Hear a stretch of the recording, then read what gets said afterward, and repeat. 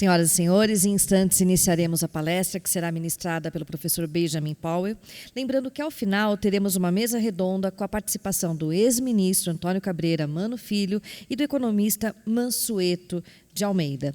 Após a mesa redonda, teremos a abertura de perguntas que deverão ser feitas por escrito e os nossos assessores de apoio estarão disponíveis com o formulário próprio, é só solicitar.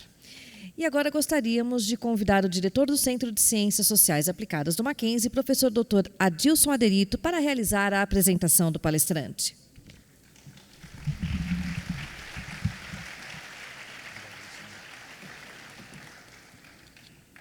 Boa noite a todos. Passo a leitura do currículo do Dr. Benjamin Powell.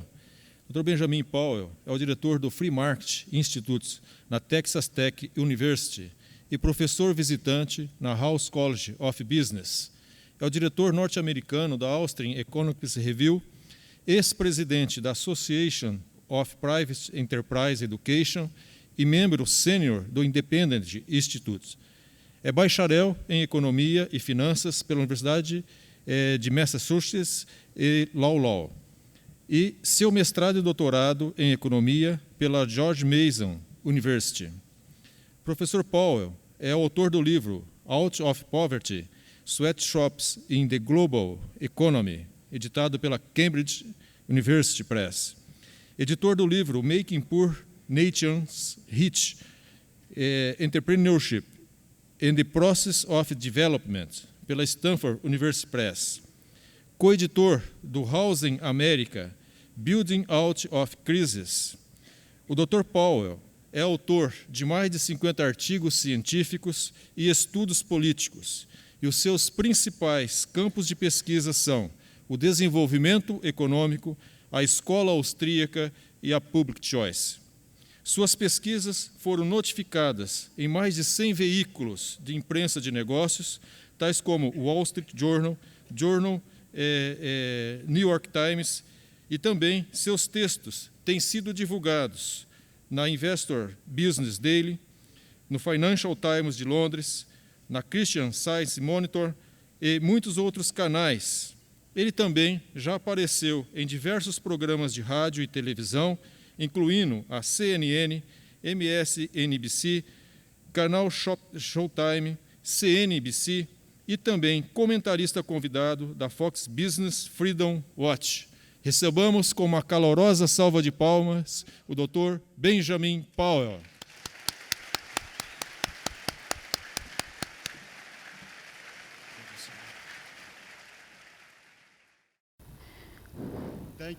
Muitíssimo obrigado. Não dá para falar que grande honra é estar aqui essa noite para dar a primeira palestra para o Centro de Liberdade Mackenzie. Então, eu parabenizo a todos os envolvidos na criação do centro, especialmente o reitor Benedito, todo o comitê, os membros, consultores que estão aqui essa noite, que seria o padrinho desse centro, e também ao reitor, diretor Arderito, estabelecendo esse centro também, e também todos os envolvidos. E eu tenho que falar para vocês, é uma grande realização que vocês estão fazendo aqui. E é muito raro no ensino superior em qualquer lugar, não importa, e em qualquer lugar nos Estados Unidos também, tem uma universidade comprometida no nível de liderança do presidente, os fundadores, todos também do comitê executivo, essas ideias de liberdade econômica. Eu tenho sorte na TexTech, a gente tem institutos de mercado livre que compartilham a missão similar de vocês aqui. Então, também é raro no meu comitê executivo, os presidentes da universidade, eles apoiam bastante o que a gente faz. Então, no ensino superior dos Estados Unidos, tem instituições menores e programas com esses que começam com alguns membros, professores, mas geralmente enfrentam o ambiente bem hostil no ambiente acadêmico. É difícil crescer. O que vocês estão fazendo aqui no Mackenzie tem o potencial de ser uma mudança radical na academia, não só no Brasil, mas como modelo no mundo inteiro. Não só eu desejo o melhor para vocês, mas também eu espero que a minha instituição, a TexTech, colabore com vocês de muitas maneiras. E eu espero que os dois países vão trabalhar, e o mundo inteiro também, num lugar mais livre. Me pediram para falar essa noite sobre a importância da liberdade econômica, de você ter empreendedorismo produtivo e desenvolvimento econômico, e eu faço isso com prazer. Eu gostaria de começar pensando sobre o problema econômico na sociedade. Qualquer sociedade enfrenta isso. Temos recursos naturais, temos tecnologia, capital físico criado, e tem mais para ser criado. Trabalho, que é o capital humano, a habilidade dos trabalhadores, todos esses recursos diversos. Temos que descobrir entre as pessoas os desejos para serviços e bens, o que tem que ser produzido e como que a gente vai produzi-lo de uma maneira que a gente consiga satisfazê-lo nos seus desejos diversos, o máximo que pudermos. E com isso, a gente tem um conhecimento fragmentado na mente de todas as pessoas aqui e também milhares de pessoas na economia inteira. Esse conhecimento dividido em coisas que você quer saber o valor, mas também dividido nesse conhecimento empreendedor, maneiras diferentes que você combina os recursos para fazer coisas. E essa divisão de planos de produção também tem ideias que se competem, fazendo o que é necessário para os outros, porque a gente vive num mundo de escassez, então a gente precisa organizar a sociedade que mobilize todo esse conhecimento disperso em todas as mentes e, ao mesmo tempo, você vai considerar e responsabilizar conhecimento na cabeça das pessoas para coordenar o sistema econômico. Esse é o problema que a sociedade tem que resolver. E o problema educaal do meu instituto, do seu centro novo, é explicar o papel da liberdade econômica. Porque, de alguma maneira, a liberdade é uma coisa natural, é uma boa coisa, a gente tem que valorizar. A pessoa vai pensar nisso no sistema econômico, aí é complexo. Então, imagina todo mundo aqui nessa sala. A gente vai ser levado para uma ilha deserta. Todo mundo foi para lá. E a gente percebe que essa ilha tem vários recursos, tem pessoas, e a gente tem que prover. Como é que a gente vai fazer isso? E eu levanto e falo, olha, eu tenho uma ideia maravilhosa. A gente precisa fazer, não vamos planejar nada, hein? Só deixa que cada um faça o que quiser. E sabe, vamos ver o que dá e vai estar tudo certo no final. Vocês vão me olhar como se eu fosse louco. Que acontece nos Estados Unidos, acontece até na minha casa frequentemente, sabe? Mas alguém vai chegar e falar, olha, a gente tem que planejar, a gente vai designar uma pessoa que vai cortar a madeira, vai pescar, eles vão alocar recursos. Isso vai ficar na cabeça da pessoa, a necessidade de planejar. Mas o desafio para explicar como que a gente deixa essa pessoa livre não é desistir do planejamento, não é fazer um planejamento central, é que cada empreendedor planeje e compita entre si. Essa competição, nesse ambiente, vai coordenar os planos melhor do que qualquer mente racional. Então, não é só um plano de toda a economia, mas também é uma intervenção descentralizada que acontece nos Estados Unidos ou aqui no Brasil, quando as políticas do governo interferem com os processos do mercado na competição, tentando descobrir de que maneira a gente vai usar os recursos. Cada governo regula, interfere o processo e desacelera a coordenação para a gente conseguir um nível maior. A gente falou a palavra liberdade econômica. A gente falou bastante disso essa noite, mas eu não sei se vocês tentaram defini-la ainda. Talvez a gente tenha noções diferentes. O que eu acho de liberdade econômica, primeiro, a liberdade das pessoas. Às vezes, o economista fala, quando eles falam de economia, parece que a economia é uma pessoa, uma coisa. Não é. Não tem uma coisa, economia. Isso não existe. O que tem? Humanos. Medindo o PIB ou qualquer estatística econômica, você adiciona o que a gente já está fazendo. A liberdade econômica é que cada indivíduo seja livre para que use os seus recursos e permita que ele se engaje em mudanças benéficas. A gente espera que sejam mudanças benéficas com qualquer outro ser humano, em qualquer termo que ele queira fazer, desde que ele não viole direitos econômicos das outras pessoas quando ele fizer isso. Então, basicamente, você tem um ato voluntário entre adultos que consentem no dinheiro. Isso é a liberdade econômica. Talvez a melhor tentativa de medi-la é esse relatório anual da liberdade econômica. Já tem há 20 anos, todo ano é lançado, desde 1970. O Instituto Fraser publica esse relatório, tem parceiros no mundo inteiro. E esse índice tente pegar essa noção de liberdade econômica, deixa a pessoa sozinha para comprar e vender.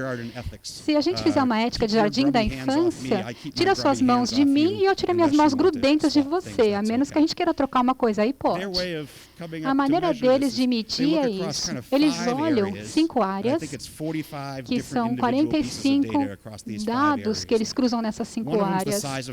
Um é o tamanho do governo. Quando o governo tributa mais, quando gasta mais, quando está com déficit financeiro, retira recursos reais das pessoas que podem usar no comércio. Diminui a sua liberdade econômica. Você tem menos comando nos recursos. Segundo, a área principal, estrutura legal e segurança do direito da propriedade. Como que você faz um contrato que vai ser posto nos Estados Unidos passou um período ruim na grande recessão, o governo ele estava reescrevendo os contratos, tinha os acionistas, as partes interessadas e outros cidadãos. Também as coisas, a segurança da sua propriedade não vai ser confiscada nem por governo, nem pelo crime. Acesso a um dinheiro sólido. A sua moeda tem muita inflação, você pode usar outras moedas correntes se você não usar a sua. Então, a liberdade de comércio internacional. Essas barreiras artificiais, quando a gente cruza as linhas desses mapas que foram traçados, eles conseguem fazer o comércio da mesma maneira que você faz no seu país. E, finalmente, a legislação. Medidas de legislação do mercado de crédito, do mercado de trabalho e dos negócios. São os tipos de áreas bem abrangentes onde eles tentam medir a liberdade de uma economia. Esse ano, esse é o mapa do mundo. Vocês já viram uma versão disso no campus? Tem uns posters nesse evento. Eu achei isso fenomenal. Dá para andar pelo campus aqui no Brasil e ver mísseis no campo inteiro. E também esse mapa. E dá para ver que tem as cores. Os azuis são os mais livres e os vermelhos têm menos liberdade. Você vê aqui o Brasil, está na parte inferior, como um dos menos livres. Está bem perto da linha limite entre o terceiro e o quarto grupo. A novidade boa é que isso foi medido com o tempo, a liberdade econômica no mundo está aumentando. Comparado a onde estávamos em 1980, o mundo está um lugar mais livre. Internacionalmente, a liberdade econômica fez um progresso bastante grande. É raro você ver um economista acadêmico que não tenha um planejamento central bem abrangente. Isso está mudando com o estado regulatório de welfare. Quanto disso vai ser tolerado? Você vai perceber aqui um aumento na liberdade econômica dos países no mundo inteiro até 2005. Aí você vê que essa linha se estabiliza. Essa é a realidade da recessão global que está ocorrendo no ciclo de negócios nos Estados Unidos e no mundo inteiro. Algumas dessas ideias de liberdade econômica e da política da trajetória, eu espero que com esse centro de liberdade econômica e o mês a gente vai levar essa tendência crescente novamente para o Brasil, para os Estados Unidos e para todos. Esse aqui é o ranking de países específicos. Eles pontuam uma escala de 0, sem liberdade nenhuma, até 10, que é o maior nível de liberdade econômica. E Hong Kong é um ícone de liberdade econômica. Desde 1970, é o país maior pontuado para a liberdade econômica do mundo. Singapura, geralmente, é o 2. E se eu falasse disso há 10 anos atrás, os Estados Unidos seria número 3. E antes, alguns anos antes, seria número 2. Tradicionalmente, desde 1970, os Estados Unidos era a terceira maior economia do mundo. Infelizmente, isso mudou. Não é só desde a recessão que acontece. Desde 2000, os Estados Unidos estão indo para trás na liberdade econômica. Agora, eles já estão no 16 do mundo. Você vê diminuição da liberdade em várias áreas, direito à propriedade, quando reescrevem contratos, coisas como domínio, confiscar direitos de propriedades, o governo gasta. Então, isso aqui é uma parte não partidária nos Estados Unidos, diminuindo a liberdade econômica que acontece nos Estados Unidos. Veio com George Bush, e veio do Obama, e Deus sabe o que vai vir aqui com as pessoas que estão disputando a presidência agora. Mas, ao mesmo tempo, os Estados Unidos estão indo para trás, outras pessoas também estão progredindo. Isso é causa de celebração. Os Estados Unidos está voltando no ranking, porque alguém está se tornando mais livre. Então, a gente vai celebrar isso. O que me preocupa é a diminuição da liberdade. Países em todos os continentes do mundo são mais livres economicamente do que os Estados Unidos. Aqui na América Latina, mais ricos, é mais livre. A gente vê países árabes estão à frente dos Estados Unidos. Então, essa ideia de espalhar que são lugares do mundo que aumentem a liberdade, isso é causa de celebração. Observando outros países do mundo, aqui o próprio Brasil chega em 118. Está aqui no último quadrante. Mas isso caiu severamente, vocês veem, para o país que tem menos liberdade comparado com a Venezuela. Eu falo o menos livre medido nesse estudo, porque é um dado orientado por dados, e tem países que não têm liberdade nenhuma, que nem geram dados.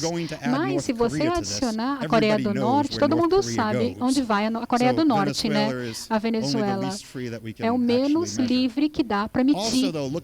E também a oportunidade para o Brasil, podemos observar. Você vê, indo do país para baixo, é uma grande queda. Mas olhando aqui, através do próximo grupo, é uma quantidade bem pequena de aumento de liberdade no Brasil, que vai alavancar vocês no ranking para cima rapidamente, porque tem muitos países naquele bolo que vocês vão chegar. Então, esse quadrante é uma pena que está segurando o desenvolvimento, mas eu acho que é uma boa oportunidade, porque vocês estão numa área que dá para ir além de outros países, com crescimento na liberdade econômica.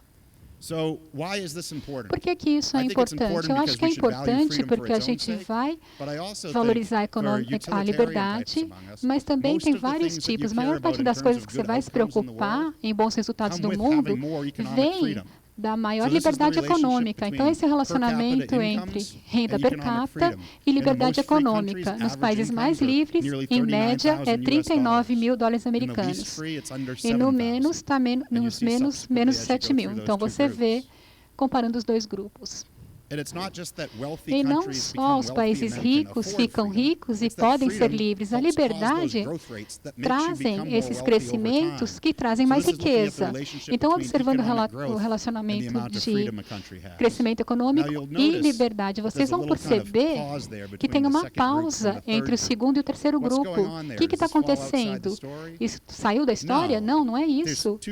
Há dois países que cresceram bastante e chegaram nesse terceiro grupo e no segundo grupo. Olhando no mapa, a China e a Índia, em amarelo, tiveram casos bem-sucedidos nos últimos 15 anos em termos de redução de pobreza e crescimento econômico, que chegou nessa categoria. Eu vou falar especificamente deles.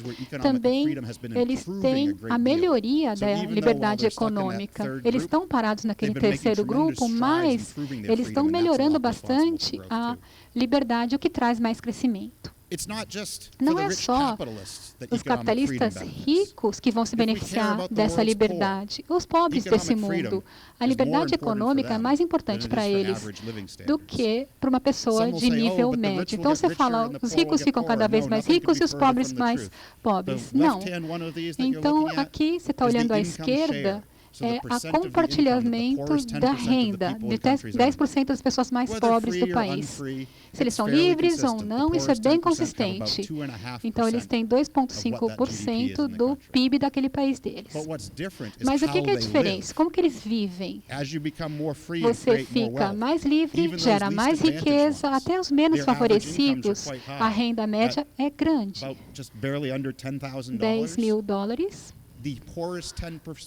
10% dos mais pobres dos países livres têm quase tanta renda quanto a média mundial. Quando você chega nos países menos livres, você vê pobreza extrema em baixos padrões. Sendo pobre num país pobre é muito pobre. Sendo pobre num país livre, isso é mais relativo. Pobreza nos Estados Unidos tem uma renda de $1.400 por pessoa. Isso não é pobreza no padrão mundial, nem nos países livres. Não é só dinheiro. Tem outros resultados que as pessoas se preocupam, que saem melhor com mais liberdade, porque o dinheiro compra melhores resultados. A expectativa de vida, 80 anos na maior parte dos países, pelo menos 63 anos. Que é diferente quando você pensa na experiência humana. Não é só anos marginais na casa de repouso. Essa é a diferença entre saber que você vai ter netos e vai ter avós que você nunca vai ver, saindo de livre para livre. A liberdade política. Frederick Hayek, Milton Friedman, o objetivo era impossível ter uma grande medida de liberdade política se você não tem também a medida da liberdade econômica. Por quê? Se o Estado vai controlar o seu salário, alocando você para as indústrias, como você vai expressar a liberdade política se ele vai tirar o seu sustento? A liberdade econômica, você se sente livre para criticar o governo, você pode votar contra, não temer nenhum tipo de repercussão. Então, a gente vê os países que são livres economicamente, também politicamente o são. É interessante, alguns países não são livres politicamente, ainda têm um alto nível de liberdade econômica. Hong Kong tem a maior liberdade econômica por muito tempo. As políticas determinaram das pessoas de Londres e agora os executivos de Pequim têm o CEO de Hong Kong. Mas as políticas são basicamente econômicas.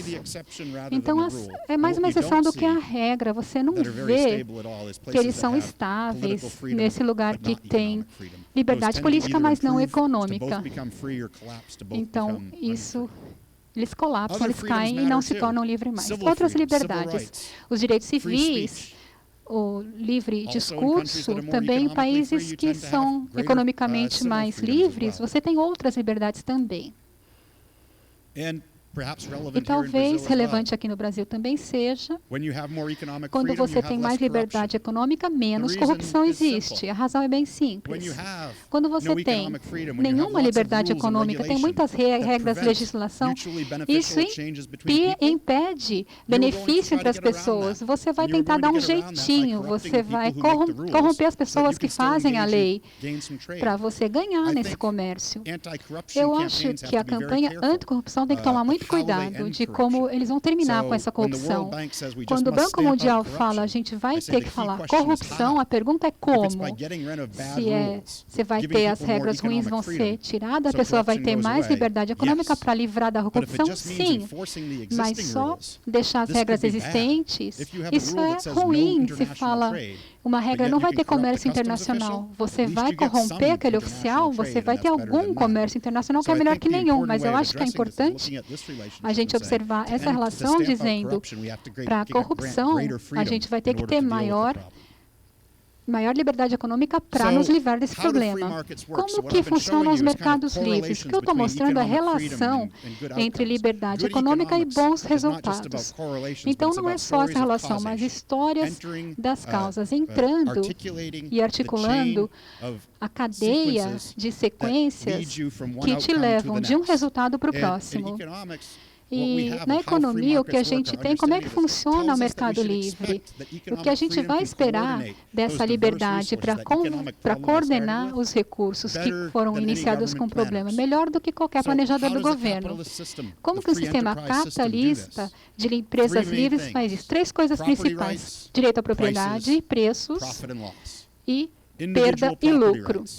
Direito individual de propriedade para você, no seu corpo, no seu trabalho, e o bem imobiliário e bens de serviço. Tem propriedade, incentiva você economizar e usar com sabedoria. Porque é seu, você se beneficia se você usa bem. Se você usa mal, você sofre as consequências. Se não é propriedade privada, alguém vai usar os benefícios quando você faz uma coisa ruim ou boa. Então, o direito à propriedade dá incentivos. Também são a fundação para tudo mais.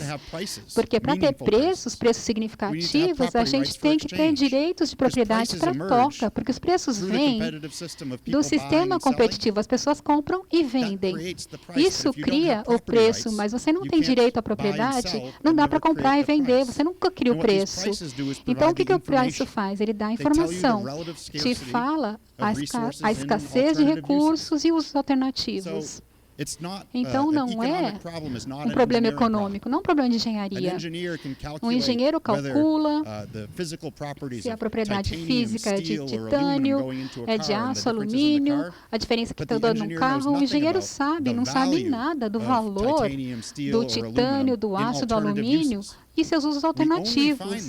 A gente só vê isso perguntando para outras pessoas. Não perguntar, mas observar as outras pessoas comprando esses metais. Aí você tem que avaliar como empreendedor.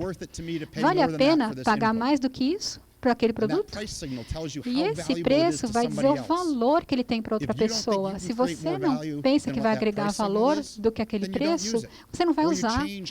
Quando você muda a sua produção, você fala, o titânio vai dar um carro bonito, mas é muito caro, dá para fazer um carro de aço. Então, você considera a expectativa das outras pessoas do valor agregado naquele recurso. Os preços, eles passam muita informação. Alguém não vai fazer isso. Isso é só, cada pessoa compra ou não compra, você gera um sistema de preços. E o empreendedor vai considerar os recursos e o custo para organizar ele numa linha de produção. Aí eles têm expectativas.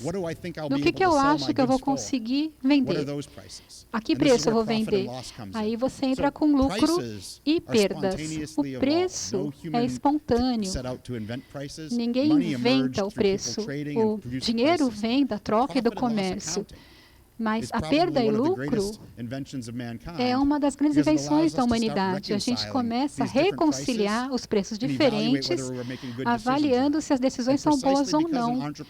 Porque o empreendedor tem direito à propriedade em perdas e lucros. E tem que ter perda e lucro no sistema. As pessoas fazem as apostas, quando eles perdem, sofrem as consequências. Nos Estados Unidos, durante a crise financeira, você tinha um sistema privatizando o lucro e socializando as perdas, e as pessoas tomavam decisões ruins. O sistema não funciona assim. Os grandes banqueiros que fizeram apostas ruins têm que falir. Infelizmente, nos Estados Unidos, o governo interferiu com o sistema de empresa livre. O que a gente vê lá não é empresa livre, não é capitalismo, é uma crônica do capitalismo. E a gente tem que se preocupar isso com os executivos. Mas esse perda e lucro nos diz que a gente vai resolver o nosso problema de cálculo. A gente pega recursos escassos e transforma em algo mais valioso. Se eu fizer isso, eu me recompenso com lucro, eu faço mais. Se eu estiver errado, eu sou punido com perda, eu paro de fazer isso. E, na verdade, com o tempo, aqueles que têm mais recursos são aqueles que são mais bem-sucedidos, instalando valores para outros, e aqueles que fazem as escolhas ruins perdem capital e têm dificuldade para vender. Então, o sistema canaliza os recursos para aqueles que servem melhor os outros, quando há um sistema de empresa livre. Então, os próprios empreendedores, eles maximizam o lucro. Alguns querem que o mundo seja melhor, mas não todos. Eles estão interessados no incentivo, no lucro. Então, isso é crucial se é benéfico para a sociedade ou se são danosos para a sociedade. São as regras do jogo que você tem na sua economia. Qual é a liberdade econômica que você tem? Que tipo de intervenção você tem? Porque os empreendedores não tem no Brasil, não tem falta de empreendedor em lugar nenhum, nem em Nairobi. Eles estão presentes em todo lugar. A questão é, quanto valor eles vão criar em cada uma dessas situações para o resto da sociedade? Então, pense nos empreendedores como produtivos, produtivo, não tão produtivo, não produtivo nenhum e destrutivos. E eu vou dar alguns exemplos aqui. O primeiro, à esquerda, é o Peter Thiel. Ele criou a PayPal, a empresa PayPal. Aí ele virou um venture capitalist, investidor, criou uma venture capture no Facebook, que vocês estão falando que houve a transmissão. Ele é produtivo. Ele ganhou muito dinheiro criando coisas que serviam outras pessoas na sociedade e tornou a vida dessas pessoas melhor. No próximo, à direita dele, é empreendedorismo, talvez não tão produtivo como o Peter Thiel, num lugar sem liberdade econômica. A pessoa tem empreendedorismo como necessidade, talvez seja a única oportunidade. Qualquer parte pobre do seu próprio país, você vê pessoas vendendo coisas para turistas. A pessoa compra, outros não compram, a pessoa fica melhor. Quem faz e quem vende. As regras que eles enfrentam, é difícil começar o negócio, ter crédito, e o governo vai me dar muito tributo. Se eu vender além do limite, tem vários fatores. Quanto valor eles criaram? Se é uma fazenda de galinhas, pode ser bem sucedido, mas não dá para crescer com uma grande granja por causa da legislação que põe um teto no seu crescimento. À esquerda, na parte inferior, transferências voluntárias. Isso não cria valor para a sociedade. Também não a destrói.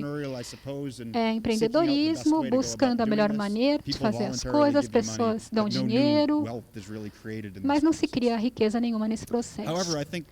Eu acho que o que a gente tem que se preocupar bastante é o empreendedorismo destrutivo. O destrutivo envolve a obtenção de lucro às custas da sociedade. Então, eu vou dar um exemplo da agência aduaneira. Eu sou um negócio e eu quero ganhar mais dinheiro fazendo um lobbying na legislação, pondo tarifa no competidor internacional. É um ato empreendedor. Vai aumentar o preço, mas você fez isso diminuindo o poder econômico da sociedade. Isso é destrutivo. A gente vê nos Estados Unidos o que está acontecendo agora. Você tem, eu acho que problema aqui no Brasil também, Uber, aquele aplicativo. Como que os taxistas responderam? Eles destruíram, falaram, não, a gente tem que tirar essa. Talvez traga lucro para os táxis, mas é destrutivo esse tipo de empreendedorismo. Ele está destruindo valores na sociedade. Então, eu diria que em lugares sem liberdade econômica, você tem mais empreendedorismo destrutivo. E nesse processo, você diminui a economia para todos. Então, vamos pensar sobre o empreendedorismo saudável, a função numa sociedade de mercado livre. Eu vou falar uma metáfora, uma piada de economia. E piada de economia quer dizer que não vai ser engraçada nem um tiquinho. Dois economistas estão andando pela rua, um senior e um júnior. E o júnior olha para o senior e fala, olha, tem uma nota de 100 no chão. E o senior nem olha, nem para o passo. Não, é impossível, não está no chão, não. Eu te falei que não era engraçada, né? A ideia se um economista tem uma performance eficiente e chega no equilíbrio, não vai existir nota de 100 no chão. Quando tiver uma nota de 100 no chão, já era. Eles não vão ficar sentados esperando. Na verdade, uma nota de 100 existe no chão, mas não ficam lá por muito tempo se você tem uma calçada que passa muita gente.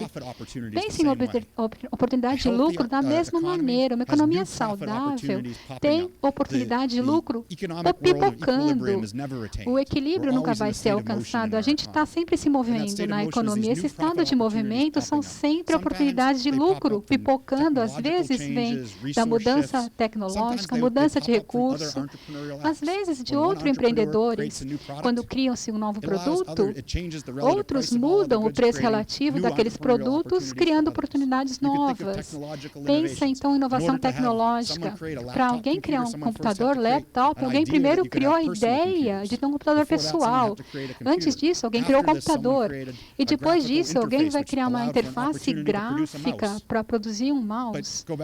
Então, voltando a 1975, não tinha mercado para um mouse. Você precisava de uma oportunidade que levasse a outra e a outra. Um país economicamente livre, quando uma oportunidade de lucro pipoca, os empreendedores vão lá e pegam, como aquela nota de 100 no chão numa rua movimentada. Uma economia livre é aquela rua movimentada. Os empreendedores estão lá vendo coisas novas, oportunidades, e isso cria oportunidade para outros. Numa economia não livre, os preços relativos mudam, há mudanças no comércio, as inovações acontecem, mas é como se você estivesse andando na calçada, e em vez você está numa superfície de metal acima da calçada, e você vê que tem nota lá embaixo, mas a legislação e a falta de economia, você não consegue pegar a nota lá embaixo. Você tem uma grade no caminho. Então você perde oportunidade conforme o mundo muda e você está ficando para trás porque você não tem liberdade para inovar e vir os lucros. Então a legislação que torna difícil um negócio novo, tributos, olha, é lucrativo, mas o tributo é tão alto que não vale a pena fazer, não vou fazer nunca. Essas coisas distorcem o preço. Você não consegue entender qual é a oportunidade de lucro. Essas relações aqui de liberdade econômica e crescimento, eu posso mostrar a liberdade em investimento. Lugares que são mais livres têm mais investimento estrangeiro e doméstico. Mas também tem mais além disso. Se a gente pensar no investimento, formando novo capital que leva a crescimento, os países que são mais livres têm níveis de investimento, você tem mais nível de crescimento econômico. Isso é liberdade. O mesmo nível de investimento total, menos crescimento. Na verdade, é pior. Setor público, menos crescimento do que o setor privado nos países que não têm liberdade. Por quê? Nos países mais livres, o sistema de preço, a perda, a propriedade funciona melhor. Aqueles preços refletem a escassez. Quando você faz investimento, as coisas crescem. Quando os preços estão errados, porque a legislação não cabe nenhum ajuste, os empreendedores vêem a oportunidade de lucro, mas não conseguem produzir crescimento. O preço, isso se aplica à recessão global de 2008, os sinais de preço estão errados, os empreendedores não conseguem lucro, porque eles são enganados pela informação, então perdem o crédito. Nos Estados Unidos, especialmente, a legislação da moradia. Então, se o farol aqui em São Paulo, o farol econômico do Banco Central, da legislação de 2008 nos Estados Unidos, é como se todo o sinal ficasse verde e os empreendedores estão dirigindo seu carro. De repente, todo mundo bate o carro. Quando o sistema envia sinais errados, os empreendedores fazem mais erros. Nos países mais livres, os sinais de preço são mais confiáveis e o investimento traz crescimento. Nos países menos livres, tem mais erro no processo empreendedor. Tem mais perda e menos crescimento. No setor privado, não tem tanto crescimento para os investidores. Então, o processo normal de crescimento, a mudança da liberdade. Então, você vai pensar na metáfora, você está andando naquela malha de metal e você vê notas saindo pela malha de ferro. Se você tiver liberdade sempre, você vai andando e recolhendo as notas, mas de repente tem atividades empreendedoras porque você tem mais liberdade para pegar as coisas que você não conseguia pegar antes. Então, é uma razão que você vê um relacionamento em liberdade econômica e crescimento, mas também uma relação entre mudanças da liberdade e crescimento, a despeito de qualquer nível de liberdade. Se tiver mais liberdade, mais crescimento, e crescimento mais rápido. Eu acho que a gente vê isso na Índia e na China, que não tem níveis grandes de liberdade, mas conseguem melhorar bastante essa liberdade, conseguindo pegar aquelas notas que estão reprimidas. Então, brevemente, vamos observar isso. A China tem uma transição de mercado, uma das melhores melhorias na história humana de todos os tempos. A China até 1980 não tinha tanta liberdade, e a gente nem tinha dado antes disso, mas desde 1980 aumenta a liberdade a 66%. A melhor melhoria. Ainda estão naquele terceiro quartil de países. Então, se a gente voltar mais no tempo, teve a Revolução Cultural, o período de Mao, não medidos, a gente não sabia se a liberdade seria o que há na Coreia do Norte hoje, em termos de liberdade. Então, isso produziu, em números, a grande redução de pobreza absoluta aconteceu na China, porque a China não tem liberdade econômica, manipula a moeda corrente. O que a gente vê na China, esses dados não são tão verdadeiros. Mas, mesmo assim, tem crescimento muito grande. Quando a gente vê as pessoas em pobreza extrema, menos de $1, $2 por dia, isso é real. Houve uma grande redução da pobreza na China nesse tempo. Voltando a 1980, 2/3 de toda a produção na China vinha das próprias das empresas não estatais. 2/3 é mais do que isso, que vem das empresas privadas. A China melhorou 66%. Também é enganoso, porque tem grandes diferenças na liberdade econômica entre as províncias da China. Tem um economista chinês que chama índice de marketização. É um índice de liberdade medindo a liberdade dos territórios distintos dentro da China. Quando você vê, há grandes diferenças de liberdade nos territórios. As províncias costeiras têm maior liberdade, as do interior não têm tanto assim.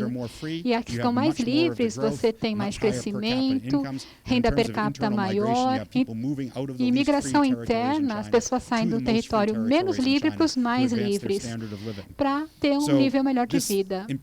Então, essa melhoria da liberdade na China não considera as diferenças nas regiões onde existe crescimento.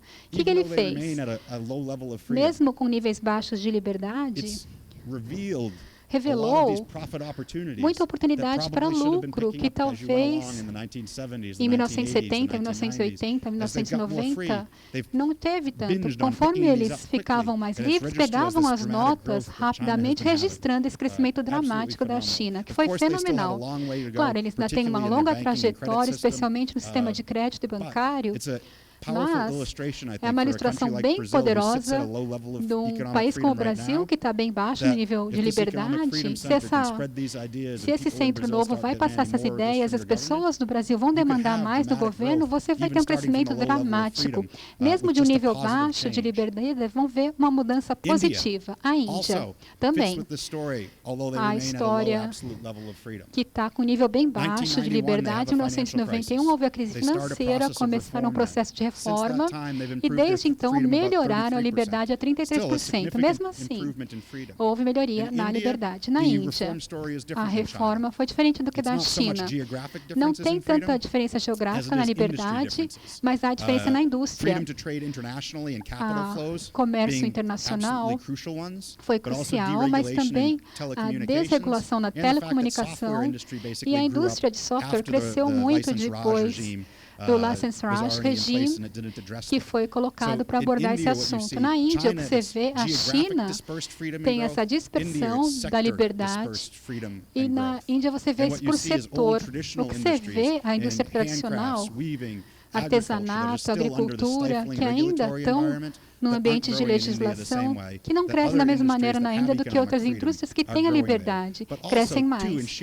Também nos números, as pessoas, a despeito da limitação de liberdade, muitas pessoas estão fora da pobreza. E o desafio na Índia são as reformas da liberdade que cheguem aos outros setores também.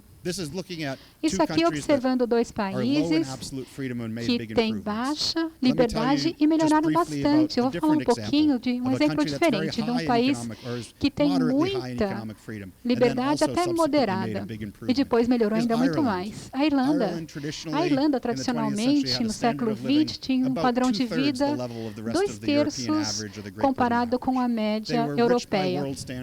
Eram ricos do padrão do mundo, mais padrão europeu não era tão rico. Em 1970, eles começaram, com muitas nações no mundo, começaram um programa de expansão. Em 1986, essa expansão, o governo teve uma dívida em PIB, eles tiveram que ter uma intervenção do banco, do Fundo Monetário Internacional.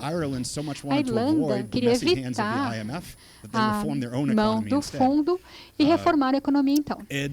O primeiro-ministro, ele expandiu bastante, ele foi reeleito, ele não prometeu cortar nada, mas chegou no gabinete e não tinha escolha nenhuma. Tinha que aumentar os tributos para cobrir o déficit, não ajudou, os tributos já estavam altíssimos, tinham que controlar a inflação. Então, ele só tinha uma escolha, ou pegar mais dinheiro emprestado ou cortar os custos. Não dava mais para pegar mais de empréstimo nenhum, pararam de gastar. Então, fizeram cortes orçamentários, eliminaram o déficit primário e começaram a crescer.